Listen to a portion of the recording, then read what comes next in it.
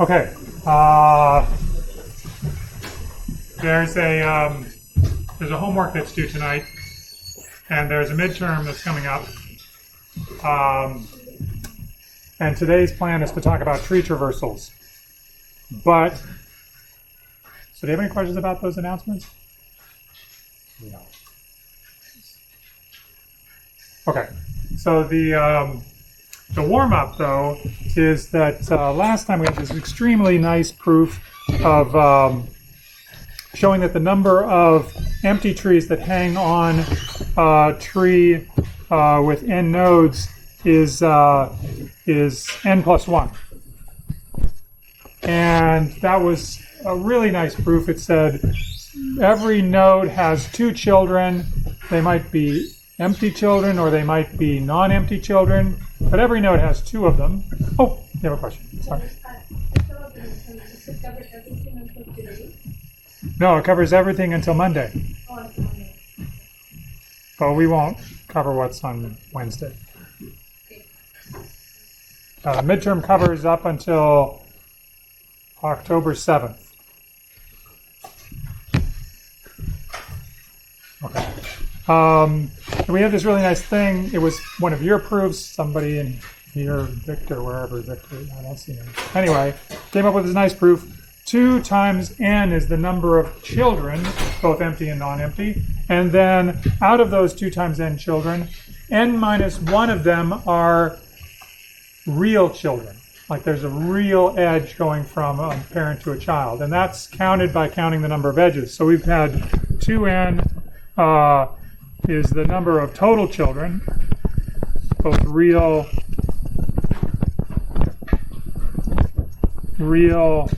and empty.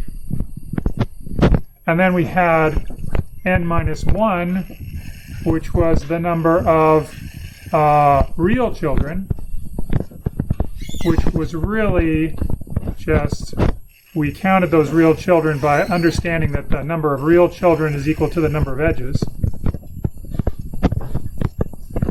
Because every real child has a parent, so then that parent is unique to that child. So every edge is counted once, and every child gets an edge, real child gets an edge. And so then we subtracted them and got n plus 1. So we know the answer, but what I'm asking in this warm-up exercise is to prove it by induction. So I think we had the terminology from last time, which is that E of n is the number of empties in a tree with n nodes, and I basically want you to fill in the following 2 lines.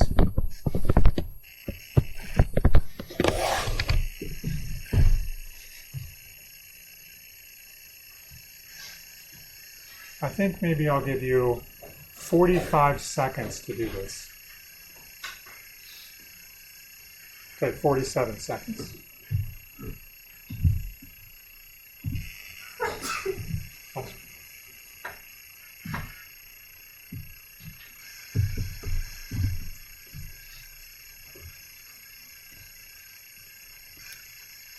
Thirty seconds left.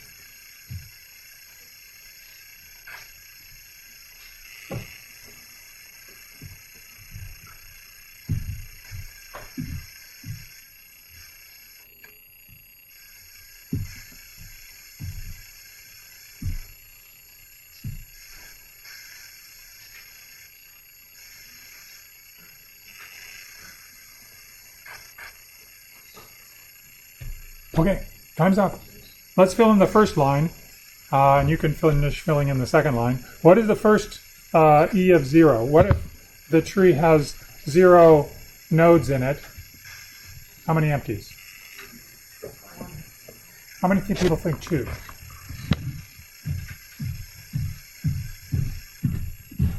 How many people think 1? So if the tree is 0 nodes, then it's just an empty. Remember, the recursive definition was a tree is either empty or it's a root node with 2 subtrees that are trees. In this case, binary trees.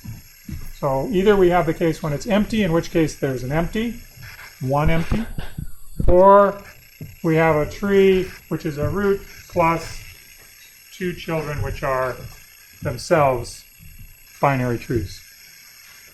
So in the case of 0 nodes, it's empty. 1 empty. Now this is the tricky part. What do you write down for the recurrence relation that says how many empties are there in a tree with n nodes? So you know the breakdown, right? You know that there's a root in the tree, and you know it's got 2 children, which are themselves binary trees. So now what do you do? Well, you tell me. What did you do? n minus 1 plus 1. How did you choose n minus 1? This is what you wrote. This is what you meant? Yeah. Uh-huh. Did anybody have any other suggestions?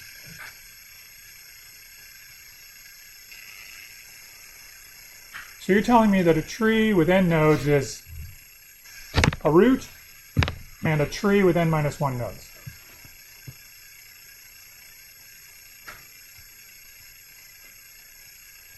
Is that right? Yeah. For n greater than or equal to 1. A tree with n nodes is a root plus a tree with n minus 1 nodes.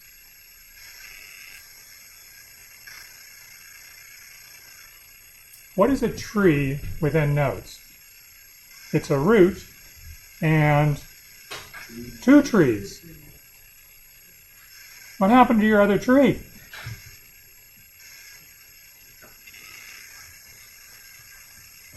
I mean, this is possible. It's possible that your tree is a root, tree with n nodes is a root, plus a tree with n minus 1 nodes, but that's just assuming that your other child has no nodes in it. So what's kind of weird about this is that you have to invent new notation. Right? You have to basically say, I don't know, one of those trees, the left tree, is going to have some number of nodes in it. The right tree, it's going to have some number of nodes in it. I have to come up with names to tell you what those numbers are. What kind of names do you want to use? Like, do you see what I'm talking about? There's 2 trees. There's 2 children trees, and we have to talk about how big they are so that we can write down something. See, this is one particular case, but it's not the whole thing.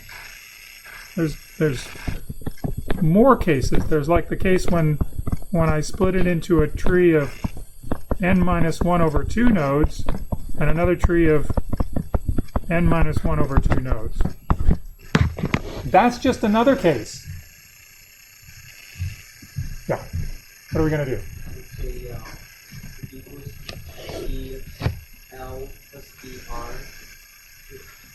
Where am I going to write this? L plus E R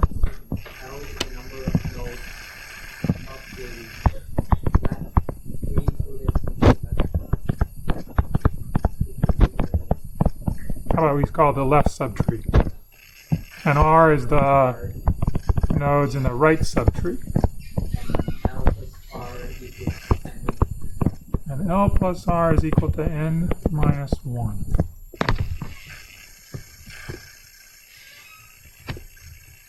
That's what I wrote someplace, except I used n sub L because I was being fancy. But L and R are perfectly fine. So this is one special case, this is one special case, this is the general case.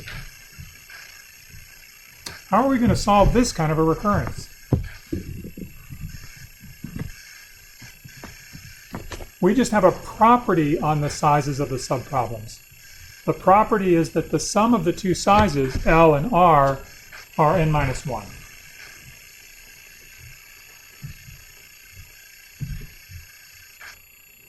Well, we don't have to solve it because we know the answer. And in fact, if you did a few examples, you would guess the answer. We know the answer. The answer is n plus 1. So we know what this is. question is, can you prove that that's what it is using this recurrence relation? Because this is really the definition of, this is really using this equality right here, this, that it's equal to EL plus ER, where L and R are n minus 1, sum up to n minus 1. That's the definition of a tree. That's from the definition. The definition says it's two things with a root, so the number of nodes in the two things has to sum to n minus 1. There's one left over. So okay, great. So now we've got this.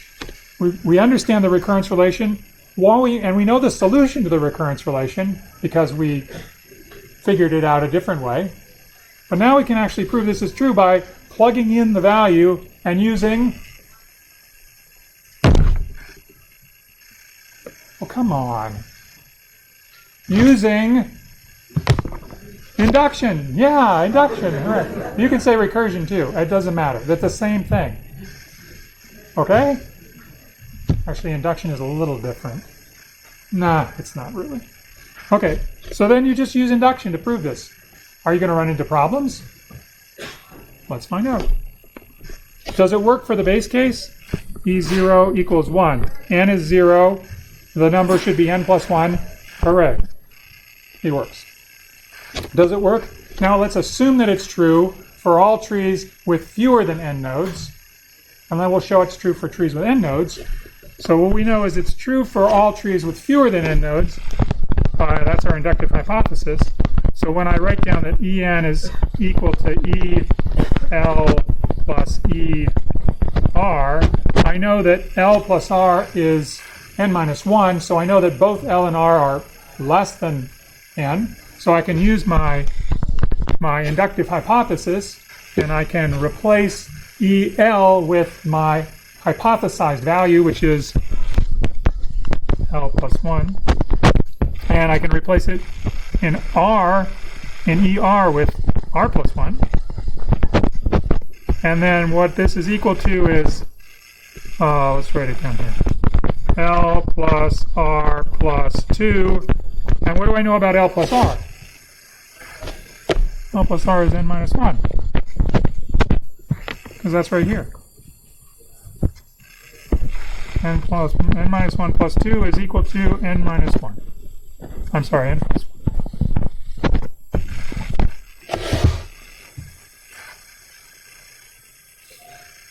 Are we good? Any question about this?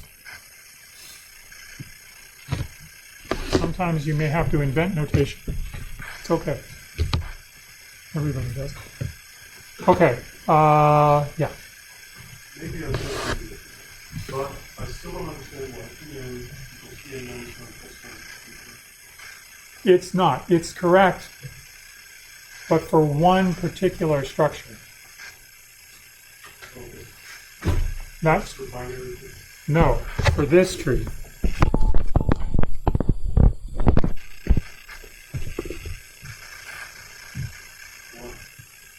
Well, if I follow the definition of a tree with n nodes is equal to a root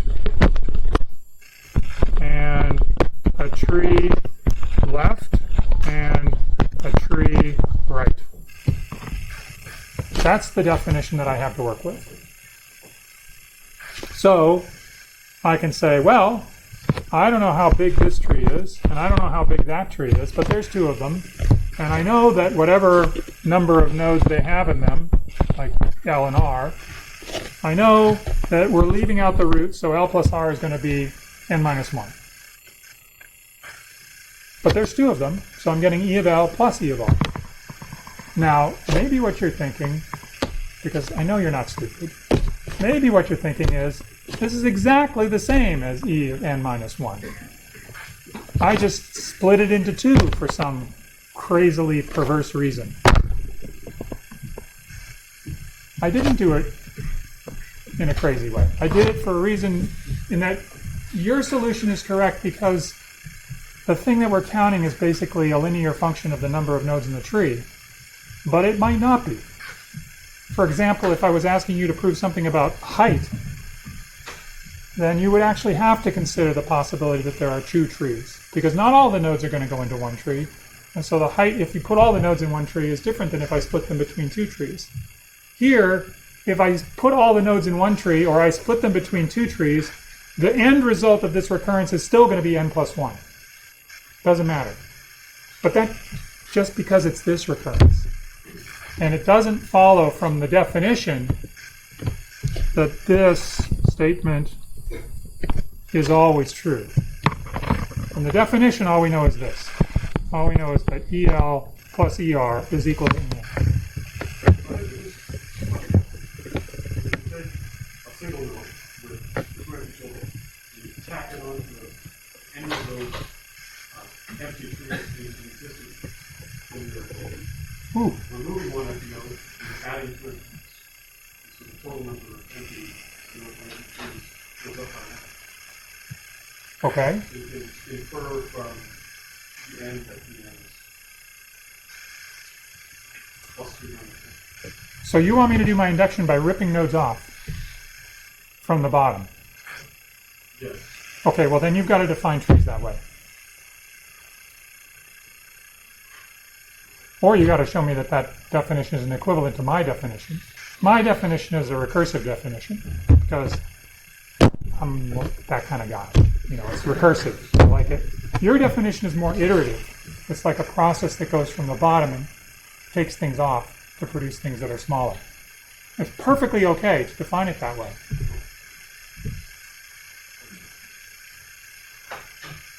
But that's not how we define it. Excellent, excellent, excellent. Okay, so now we're going to actually talk about structures, which is why it's got like boxes and stuff. This is the abstract data type for trees. This is a vanilla tree. It doesn't really say much. It's just a structure that contains nodes, and just like in the linked list, those node structures are private within the class tree. And those nodes have an interesting property. Unlike the linked list, instead of having one reference to another node, they have two. Because you have two for each node, you have the possibility of two children in a binary. This is a binary tree. So that's what these two things are. Oh yeah, I forgot to tell you. In the tree ADT, you might have operations like insert some new value into your tree. You might have remove some value from the tree. You might have want to walk around the tree, traverse the tree to see all the things that are inside the tree. These are some operations that you might want to perform on the tree. Depending on what type of tree we're talking about, insert and remove can be performing differently. For example, if it was a binary search tree and I insert something new into the binary search tree, it has to go in a particular location in order to make that be still a binary search tree. This structure definition doesn't say anything about that. There's AVL trees, they have to do some rebalancing. It doesn't say anything about balance. It's just the vanilla abstract data type for trees and a vanilla implementation as a class. But it's still interesting to look at this vanilla thing because it makes you think about like what other things you really want. Like this is really vanilla. It's kind of bare bones. I got left pointers, I got right pointers. And you think of something else that I'd want? What do I want? Or what might you want in a tree structure?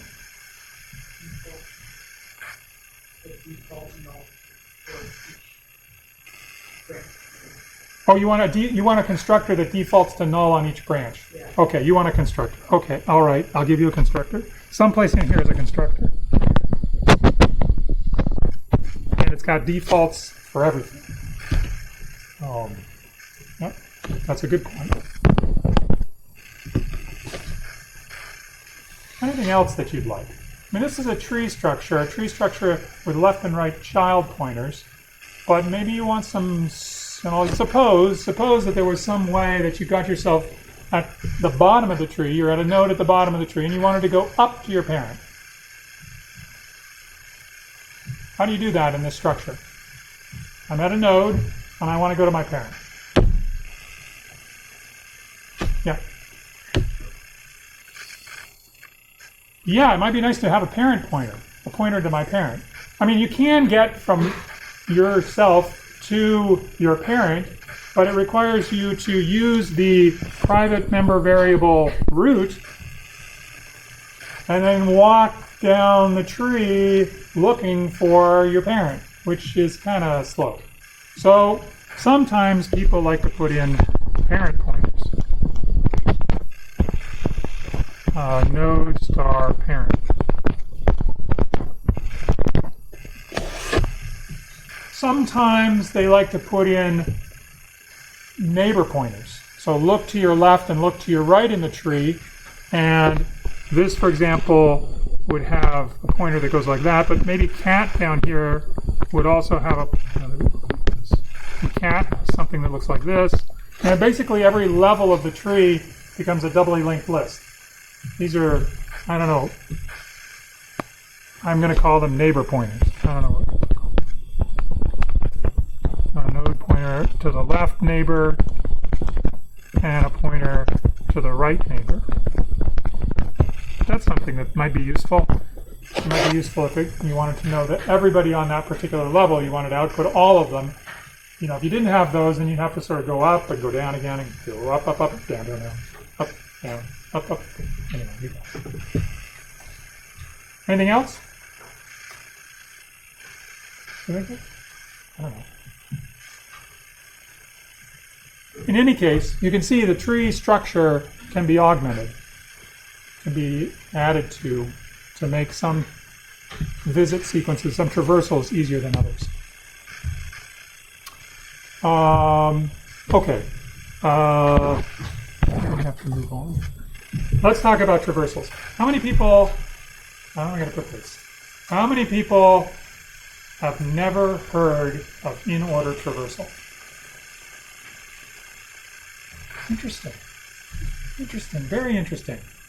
You guys are much more honest than the previous class. I asked this question, they said nothing. Everybody knew it. Maybe they did. In-order traversal. Okay, great. So now you're all primed for my quiz. This is the quiz. I'm going to put a cout statement that outputs the data from the tree. And I'm going to put this cout statement someplace in this code. And I would like the output from the code to be this sequence of values. 2, 5, 7, 9, 10, 15, 17, 20, 30. That's what I would like. So you have to tell me where to put this one line of code into my structure for doing what's called an in-order traversal. My code is sitting there waiting for that line to be put in. Where does it go? I'll give you 20 seconds to figure out where that goes. Maybe less.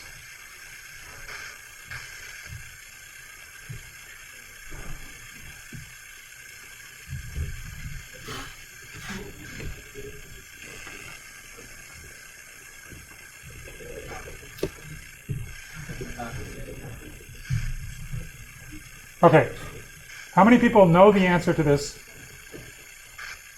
Realize by raising your hand I can call on you. Just kidding. Do that. Okay, how many people don't know the answer to this? Okay, so how would you figure it out? I mean, all of the information is here. I need you to put this piece of code in one of the places in this code, put this line of code, cout, x point of the data, into this line of code. How are you supposed to figure out where it's going to go? What's the process by which you would figure this out? Yeah.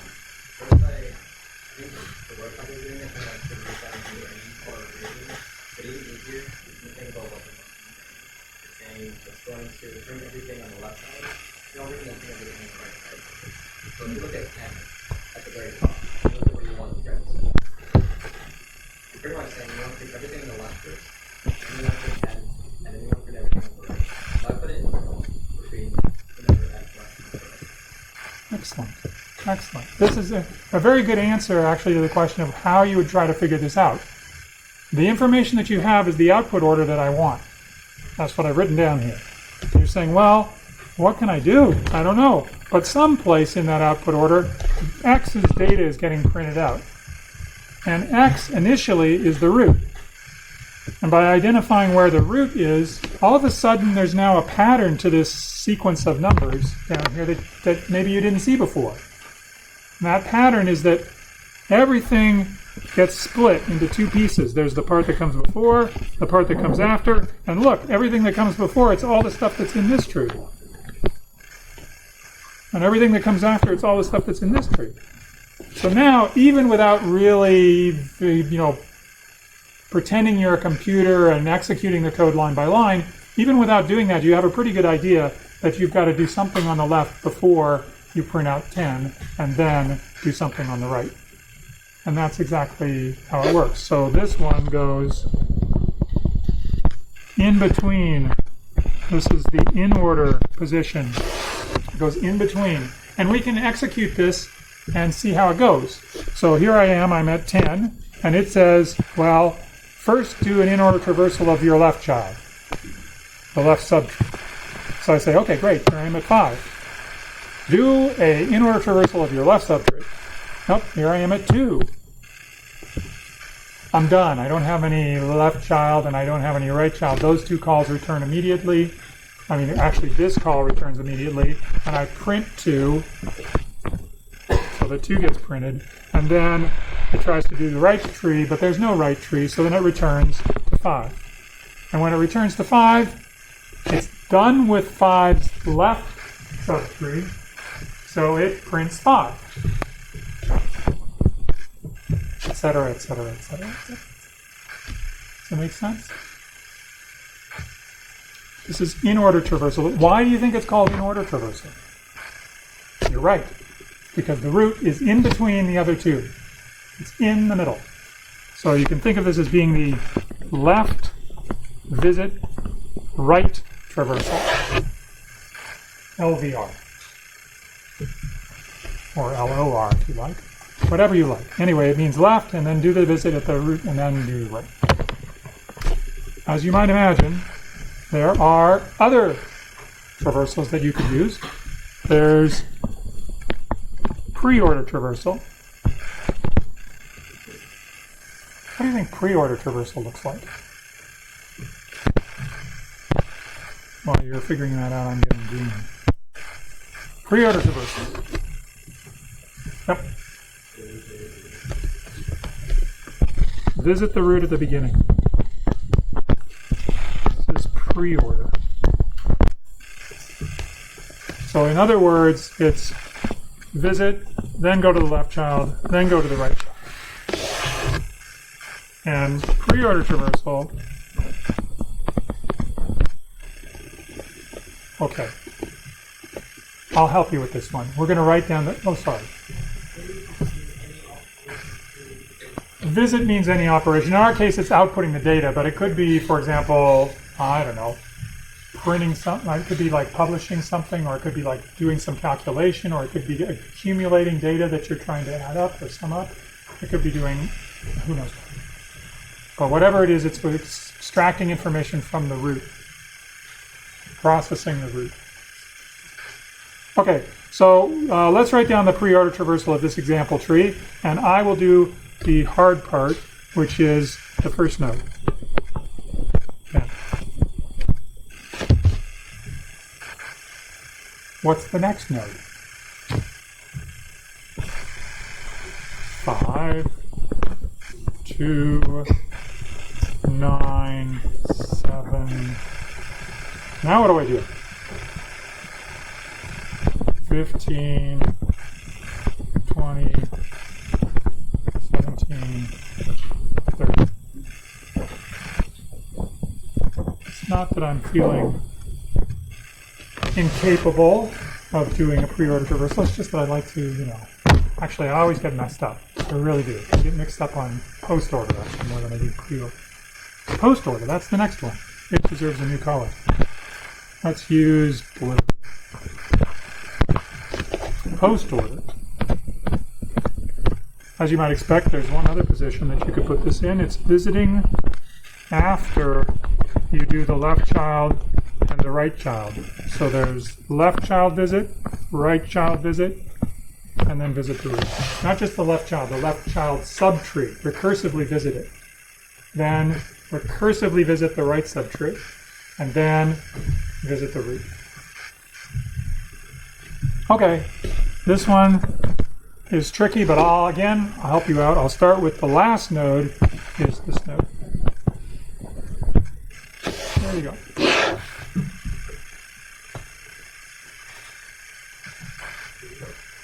What's the first node that's printed in post-order traversal? 2. The next one?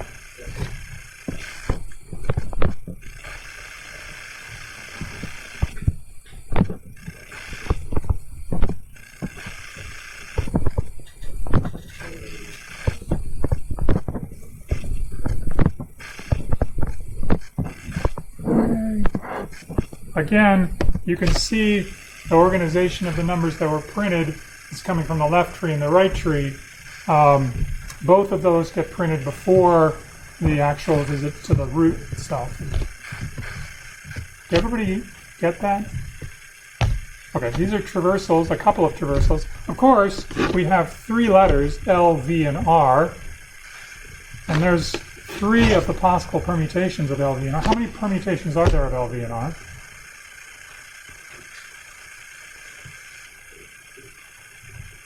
How many permutations of 3 distinct things are there? 6, thank you. For a second there, I thought I was in the wrong class. Okay, so what about the other ones? What about RVL? What about VRL? What about RLV? Sure, you can do those. Those are perfectly valid. They're perfectly valid traversals. They've never been named, except that I named them. I named this one Knee, and this one I named Erp, and this one I named Sock.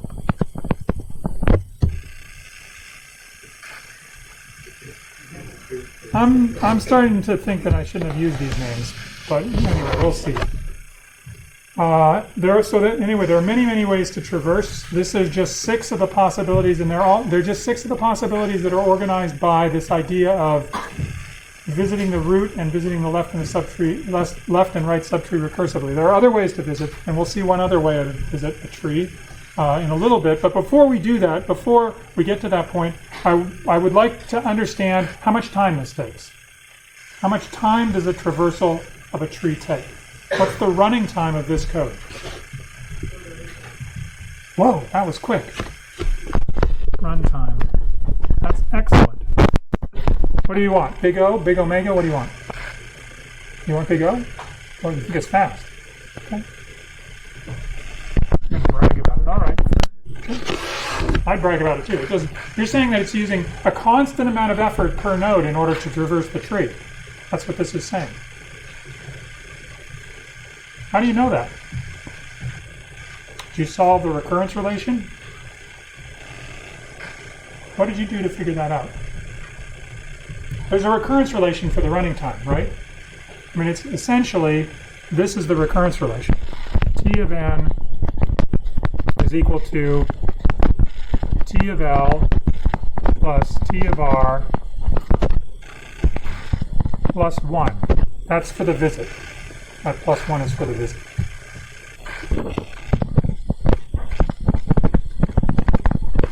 Sorry, that's an S.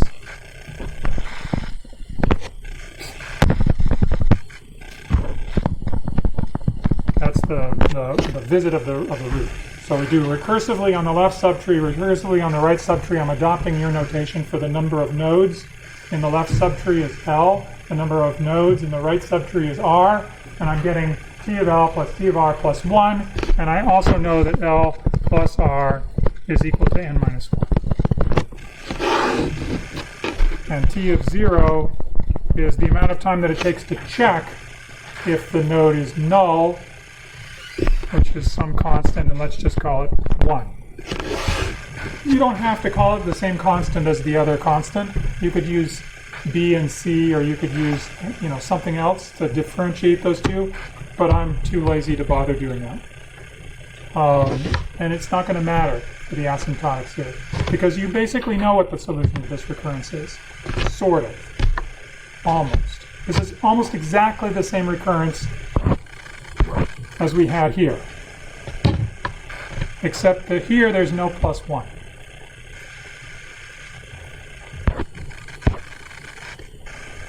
Are you still confident that this is order n, the solution to this recurrence?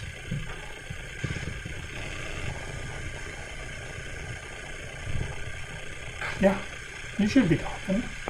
How would you calculate it? What tools do you have to use to calculate the solution to this recurrence relation? You have induction. You also have this picture. If you like the picture, that's the recursion tree. You can also draw a recursion tree for this. Let's draw the recursion tree. Let's draw the recursion tree for this tree. So we're going to execute the algorithm in order traversal. We're going to execute it on this tree, and we're going to record the recursion tree that's created by the calls to in order. Okay? Where am I going to do this? We'll cram it in here someplace. Okay, so we start off, and we initially have the problem of size n at the root, and it splits into two problems, one of size L, one of size R, and then, well, we don't know. Here in this case, L is 1, 2, 3, 4, and so we split this into two, in getting a new L and a new R. And what do we know? Well, we know that this L is a 1 because there's only one node in here. This R is a 2.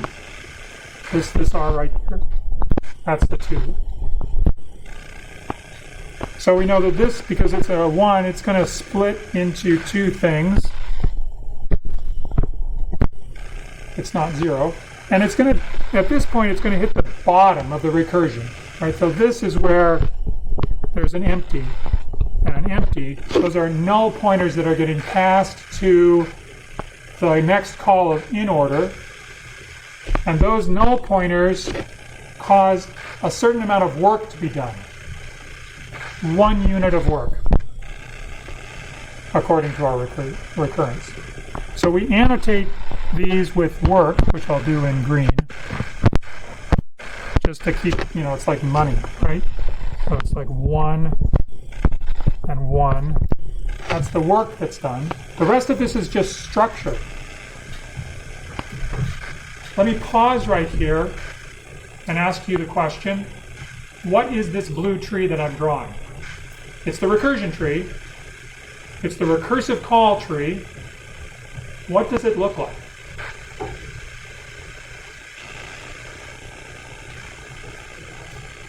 No, I'm just talking about in general. Just for this particular tree. What does it look like for this particular... Oops, I'm pointing at the screen. Can you tell what I'm looking at? That black tree, I'm doing the recursion on that black tree. What's the blue tree, the recursion tree, with respect to the black tree? It's the same thing. Same structure. So if I kept going, and I filled out this whole recursion tree, which I don't think I'm going to do, but anyway, I might, I would get something that looks like this. But I would in addition get, these empties.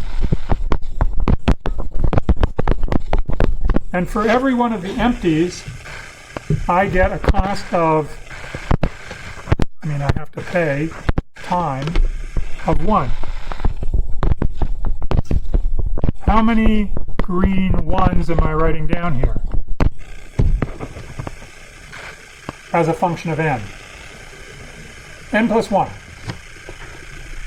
Runtime n plus 1 green ones. Now, that's not all the work, because remember, on the way back up, we have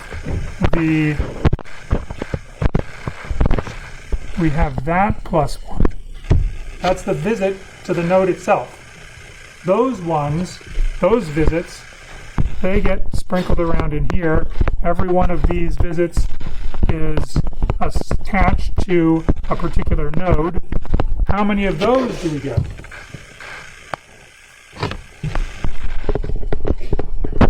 So if I counted, the reason why I used 1 in both places is that I didn't have to multiply 1 by some other constant. But anyway, what you get is you get green n plus 1 plus purple n.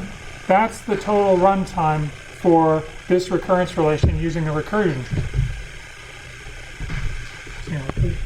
And then once you have the answer, you can prove it by induction. Well, the answer is 2n plus 1. So you were right. It's theta of n. I just wanted to illustrate that because it's nice to see that recursion trees are kind of useful, because they actually, in this particular case, are exactly the same as the tree that you're running the traversal on. Everybody okay? Yeah.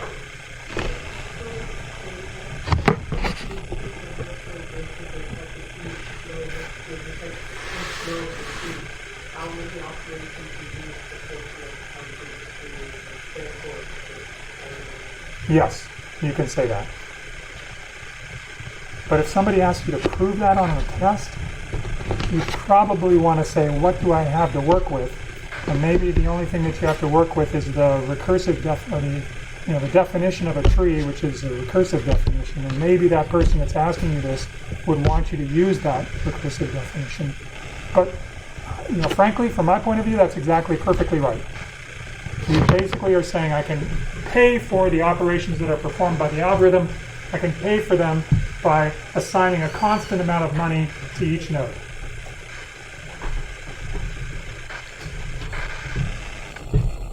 Okay, great.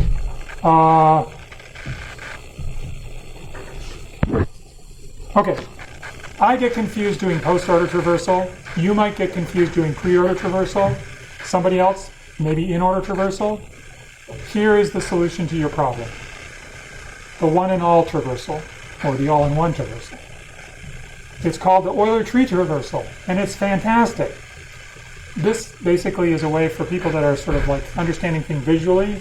You can sort of understand these traversals visually by just thinking about this picture. So in this picture, I have a path, which is this dotted dashed line that goes all the way around here, like this.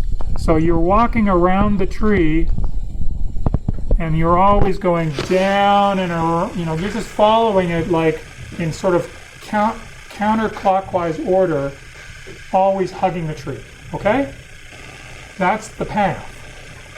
It's going from counterclockwise because we're talking about pre, post, and in order. If we were talking about knee, erp, and sop order, we would walk the other direction. But in any case, we're doing that. Now, in addition to this path that you walk around, you think of each of the nodes as being a room. It's a house, okay? And the house has a door. And if you want to produce a pre-order traversal, no, let's do post-order. If you want to produce a post-order traversal, you put the door here. So this is a little sidewalk that sticks out of this house, and it intersects the path. All right? Now, you go marching around the path. We've stuck little sidewalks out of every single node, all in the same direction.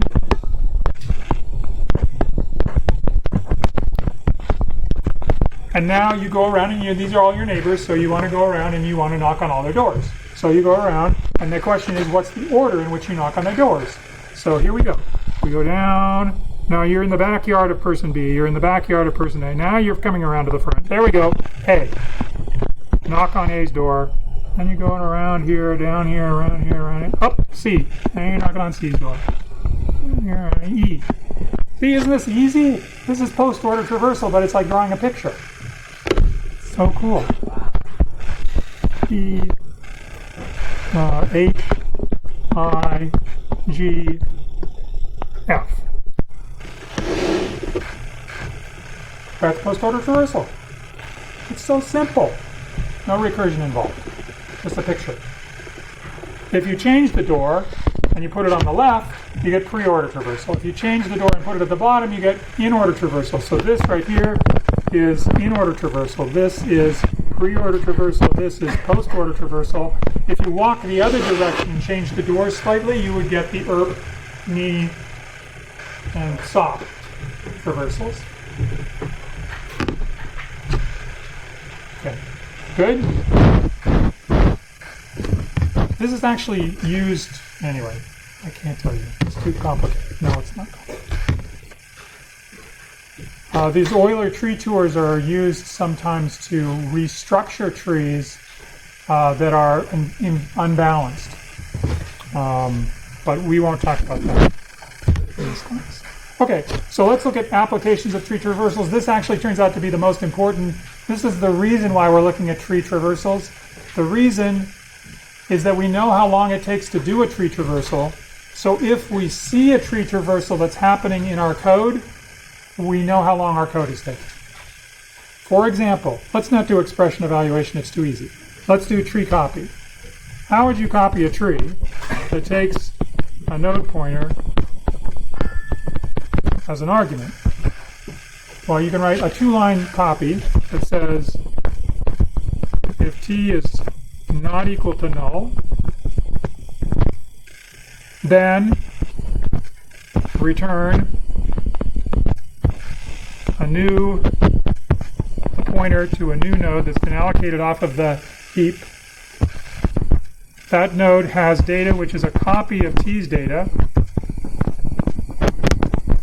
Its left child is a tree copy, that's a copy, of t's left child, followed by a tree copy of t's right child. Otherwise, you return null.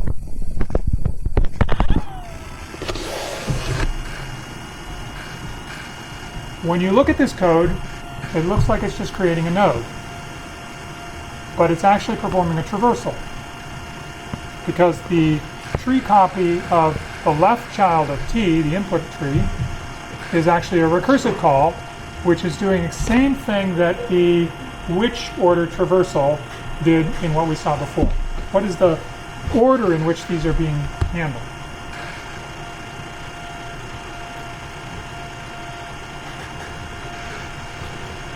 I think of it as being post-order, because you do the construction of the copies of the children first, and then you create the node for the parent. I don't care. If you think of it as being pre-order, that's perfectly fine with me.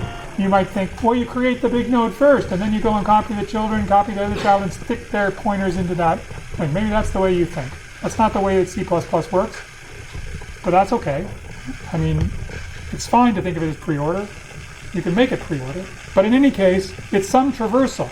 And so now you know how long it takes to do a copy of a tree in this particular fashion, because it's just a traversal. And so it's a linear time operation. And that's one example of when you would use these things. Okay, I've got 2 seconds. What do you think clearing a tree? This is delete operation on a tree. What do you think this is sort of post-order-ish.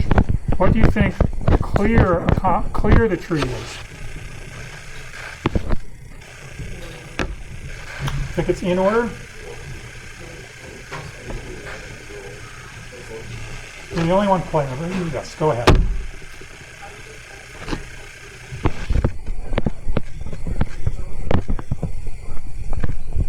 Yep. You don't want to delete the thing that's carrying the pointers you need to delete the children. If you delete the thing which is the root, before you delete the pointers, you're going to be trying to access null data, unless you stashed it away. So like I said, you can make this thing be anything you want by storing variables in local positions, but sort of morally speaking, clearing a tree should be something like post-order traversal. Okay, I'll see you on Monday.